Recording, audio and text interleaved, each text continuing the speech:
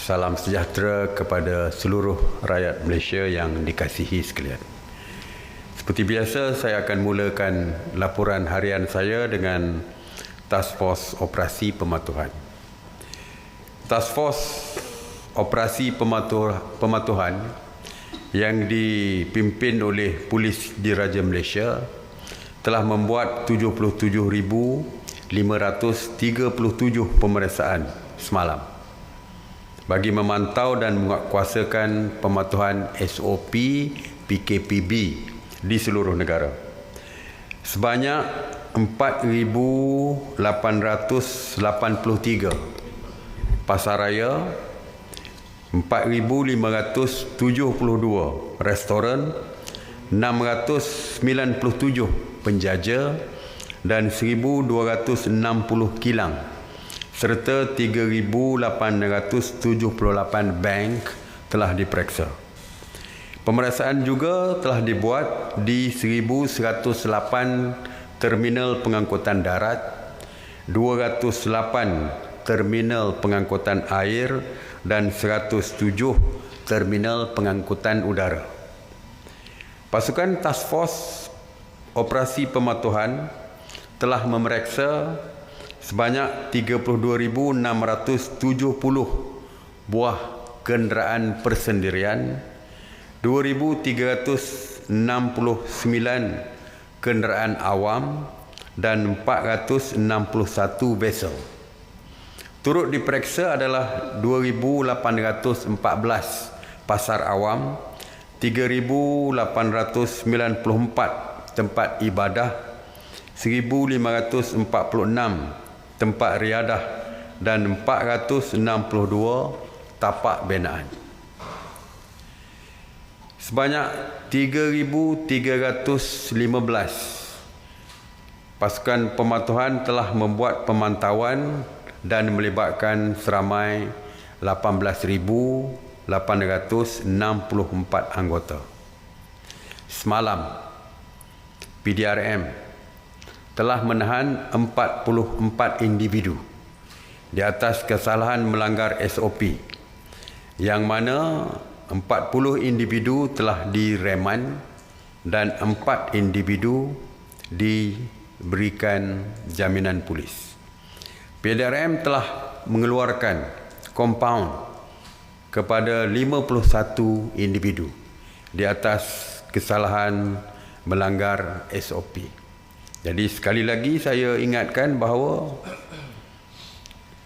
setiap individu mestilah mematuhi SOP. Jika tidak, maka mereka akan berhadapan dengan tindakan daripada polis, sama ada di kompaun, direman, ataupun mungkin akan dihadapkan ke mahkamah di atas kesalahan engkar kepatuhan PKP ini. Semalam, PDRM telah mengadakan 216 sekatan jalan raya rentas sempadan negeri dan telah pun memeriksa 318,082 kenderaan. Semalam juga sebanyak 3,212 kenderaan yang cuba merentas negeri atas alasan ingin pulang ke kampung untuk berhari raya dan telah pun diarahkan berpatah balik. Daripada 1,000 lebih yang kita anggap tinggi semalam, hari ini 3,200 lebih. Bermakna yang berminat nak balik kampung ni masih lagi ramai dan cuba untuk melepaskan daripada sekatan jalan raya. Setakat ini, pihak polis tegas dan tidak membenarkan sesiapa pun untuk merentasi negeri untuk balik ke kampung. Jadi, dua saja perkara yang saya sebutkan, bukan bermakna langsung tak boleh, tetapi jika ada kecemasan seperti kematian, barulah pihak polis membenarkan. Jadi jika ada kes-kes seperti ini, jumpa dengan pihak polis di balai polis terdekat. Tetapi kalau alasannya untuk balik ke kampung, untuk berhari raya, memang tidak akan dibenarkan dan akan diarahkan berpatah balik oleh pihak polis. Mengenai op sanitasi awam di bawah kawal selia KPKT, sejak 30 Mac, KPKT telah melaksanakan 6,743 operasi sanitasi yang merangkumi 174 zon, termasuk di 78 zon kuning dan merah, dan sebanyak 10,361 premis kerajaan, premis perniagaan dan kawasan awam yang telah pun disanitasi. Semalam, sebanyak 103 operasi sanitasi yang meliputi 39 zon merah dan kuning di 12 negeri, termasuk 20 operasi di Sarawak, 19 operasi di Sabah, 16 operasi di Johor dan 10 operasi di Pahang. Mengenai pengurusan pusat kuarantin, sehingga jam 8 pagi 20 Mei 2020, sebanyak 259 pusat kuarantin telah beroperasi berbanding 256 pada hari sebelumnya, yang mana 17,449 individu sedang menjalani proses kuarantin wajib. Semalam, seramai 252 rakyat Malaysia telah pulang ke tanah air dan dikuarantin wajib. Seramai 38,371 rakyat Malaysia yang pulang dari luar negara telah dikuarantin wajib sejak daripada 3 April 2020. Sehingga hari ini, seramai 30,200 individu telah selesai menjalani tempoh kuarantin wajib dan telah pun dibenarkan pulang. Sidang Majlis Keselamatan Negara ataupun MKM telah membuat keputusan bagi mengenakan caj kuarantin hotel ke atas semua individu yang memasuki pintu masuk negara bermula 1 Jun 2020. Bagi warga negara Malaysia yang pulang ke negara dan dikuarantin wajib, mereka diminta untuk membayar sebanyak 50% daripada kadar penuh bayaran hotel, iaitu separuh daripada RM150 yang dikenakan. Sebahagian ditanggung oleh kerajaan, separuh ditanggung oleh individu yang dikuarantin, separuh akan ditanggung oleh kerajaan. Walaupun bagi bukan warga negara Malaysia, termasuklah pemastautin tetap dan lain-lain, mereka akan dikenakan caj hotel sepenuhnya.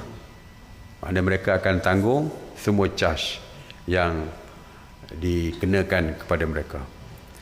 Sidang MKN juga membuat keputusan untuk mewajibkan semua yang ingin pulang ke Malaysia untuk menandatangani surat setuju pembayaran 50% bagi warga negara Malaysia dan 100% bagi bukan warga negara Malaysia melalui pejabat kedutaan Malaysia yang terdekat.